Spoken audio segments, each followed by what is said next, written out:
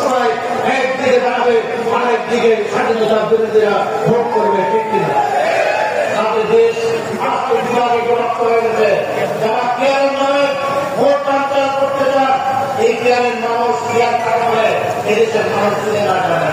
আপনি ভোট দেবেন যাবেন, মানুষ সে বাংলা দেবে, আজ নির্বাচিত হবে কে পরপরান বাংলাদেশে, এটা হতে পারে না। আমরা আমাদের প্রার্থীকে চিনি, আপনার সিনেমা দেখলেন, তারা পেছিলেন, এই কানুন দেখলেন, প্রস্তাব পেছিলেন, আমার বলছিলেন। আপনার বলছিলেন আমাদের উচিত ভোট দিলে সকালবেলা উঠে আপনার নির্বাচিত প্রার্থীকে তারা বাড়িতে যাবেন, আপনার সুস্থ কথা বলবেন, আপনার আপনার ছেলে মেয়ে, আপনার স্বাস্থ্য, আপনার সমস্ত বিষয় নিয়ে আপনার প্রার্থীকে আপনার নেতা নির্বাচিত নেতার কাছে আপনি ভোট করতে পারবেন। আর সেই খাগড়া সরকার কর্পোরেশন চাকমা দেখবেন যে উনি নির্বাচিত হয়েছে। এই দেশের মানুষ জানে, সেই জন্য আমি বলছি এই দেশের মানুষ কাকে বলে খায় না খায় না এই কথাটি বলেন বাংলাদেশের বন্ধু হচ্ছেন, বাংলাদেশের আমাদের সেনাবাহিনী, দেশপ্রেমিক সেনাবাহিনী বলছেন ডিসেম্বরের মধ্যে ভোট হলে আমরা নির্বাচিত সরকারের কাছে হস্তান্তর করতে চাই। আজকে সরকারি নিউজকে ধন্যবাদ দিয়ে নির্বাচনের ভোট নেওয়ার কথা বলেছেন।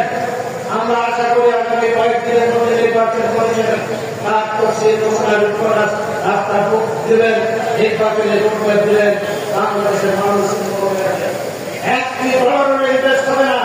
এখানে জীবন করার সেই প্রক্রিয়া যদি নির্বাচিত সরকার না, নির্বাচিত সরকার ছাড়া দেশের সুশাসন আসবে না, দেশের উন্নয়ন হবে না, দেশের কলকারখানা হবে না, আজকে সামাজিক উন্নয়ন হবে না, আজকে মত সৃষ্টি নামে একসাথে যোগ করবে, যেগুলো বলতে ঘর বাড়ি ভেঙে বলছে, যেগুলো মানুষকে হত্যা করছে,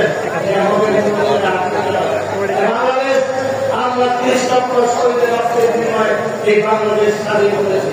তবে যারা এই কথাটি বলেন, যারা এই কথা বলে নির্বাচনের অঞ্চল করতে চান, যারা সেনাবাহিনীর বিরুদ্ধে কথা বলে, তাদের মুখে লাগাম করা উচিত।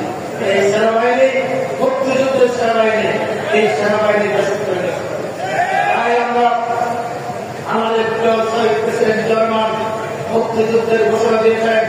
এই মুক্তি সেনাবাহিনীরা তার দেশে থেকে পাকিস্তান সেনাবাহিনীর অন্যান্য কর্মকর্তারাও মুক্তিযুদ্ধ অংশগ্রহণ করেছেন। সকল সেক্টর কমান্ডাররা সেনাবাহিনী অতএব এই সেনাবাহিনী মুক্তিযুদ্ধের মধ্যে দিয়ে আসছেন। এই সেনাবাহিনী ইচ্ছা করলে 90 মধ্যে ক্ষমতা নিতে পারতেন। বিধায়কপতি সার্বজনীন বলেছেন সেনাবাহিনী আমার সাথে আছে, আমি 90 দিনের মধ্যে একটি নির্বাচন করে দেবেন। একটা ঐতিহাসিক নির্বাচন করে দিয়েছিলেন বাংলাদেশের ইতিহাসে। বিধায়কপতি সার্বজনীন ছিলেন নাম সম্ভব ছিলেন। এবারও অন্তর্বর্তীকালীন সরকারের আপনার কাছে অনুরোধ থাকবে, বাংলাদেশের সবচেয়ে প্রিয় সবচেয়ে জনপ্রিয় নেত্রী হচ্ছেন এবং খালেদা স্বাধীনতা সার্বভৌমত্বের মুক্ত প্রতীক এবং খালেদা সাথে কারো পূর্ণ হয় না। যত বিপদ এসেছে ওনাকে বিদেশ পাঠিয়ে দিতে চেয়েছেন, অনেক ক্ষমতা দেখিয়েছেন দিতে। উনি বলেছেন আমি এই দেশে জন্মগ্রহণ করেছি, এই দেশে আমার মৃত্যু হবে, এই দেশে আমার বন্ধু আছে, আমার পূর্ব আছে, তাদের পূর্ব আছে, তারা যেতে পারেন। 8 বছর চলেছিলেন শেখ হাসিনা, তুমি নির্দোষ একজন মহিলাকে, তুমি দেশপ্রেমিক একজন মহিলাকে, তুমি একজন মহিলাকে তাকে জেল খাটিয়েছ, 16 দিন করে তার মৃত্যুর মুখে জীবিত করতে চেয়েছ। আল্লাহ পরিহাস, তুমি বাংলাদেশ ব্যাংকে পুরো খালি করে 30 লক্ষ কোটি টাকা লুণ্ঠন করে তোমার পরিবার বিদেশে পাচার করেছে। ইনশাআল্লাহ নির্বাচিত সরকার ছাড়া এই টাকা ফেরত আনা যাবে না। এভাবে অতি দ্রুত নির্বাচনের মাধ্যমে একটি সরকার আসবে, সেই সরকার হবে 90 গণপ্রত্যানের পরে এবং খালেদাকে যেমন ভাবে ভোট দিয়ে দেশের মানুষ প্রথম মহিলা প্রধানমন্ত্রী নির্বাচিত করেছেন। এবার তার ভোটে আমাদের বাংলাদেশের 18 কোটি মানুষ ভোট দিয়ে তারেক রহমানকে বাংলাদেশের প্রধানমন্ত্রী নির্বাচিত করবেন। তারেক রহমান যাতে প্রধানমন্ত্রী না হতে পারেন সেই কারণে জামাত আজকে ষড়যন্ত্র করছে।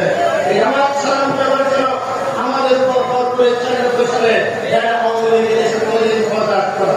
আপনারা জানেন না 173টি ঘটনা করেছে আমাদের একসাথে আমাদের নেতা কর্মীদের উপর হামলা করেছে এবং খালেদা জিয়া তারপর 15 ফেব্রুয়ারি নির্বাচনে আমি ইসলাম সংসদে সারা রাত সংসদে একটি আইন পাস করে তত্ত্বাবধায়ক সরকার আইন পাস করে রাষ্ট্রপতির কাছে ক্ষমতা দিয়ে উনি একত্রিত চলে গেলেন।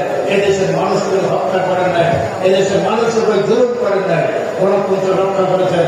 আর শেখ হাসিনা আপনি এই 17 বছরে বাংলাদেশের 20,000-এর অধিক বিএনপির নেতা কর্মীকে হত্যা করেছেন, 65 লক্ষ নেতা কর্মীর বিরুদ্ধে মামলা দিয়েছেন, আমাদের 2,000 নেতা কর্মী গুম হয়েছে। এই জুলাই মাসের 1 তারিখ থেকে 5 আগস্ট পর্যন্ত 2,000 মানুষ মৃত্যুবরণ করেছেন, শহীদ হয়েছেন। এর মধ্যে 462 জন বিএনপির নেতা কর্মী শহীদ হয়েছেন। ঠিক কিনা? 20,000-এর অধিক নেতা কর্মী পুঙ্গত্ব বরণ করেছেন, এখনো তারা হাসপাতালে বিভিন্ন জায়গায়। বিএনপি 17 বছরে এই রাস্তাটি তৈরি করেছেন। যারা বলেন যে আমরা 36 দিনে এই নিয়ে এসেছি, আপনারা তো বলে গেছেন আপনারা অত্যন্ত শিশু মানুষ, আমরা কিছু বলতে চাই না আপনাদের সম্পর্কে। আপনাদের যে অর্বাচীন কথাবার্তা, মাঝে মাঝে আপনারা স্বাধীনতার বিরুদ্ধে কথা বলেন, আপনারা বলতে চান। আমি জামাত ইসলাম সম্পর্কে আরেকটি কথা বলে আমার বক্তব্য শেষ করব।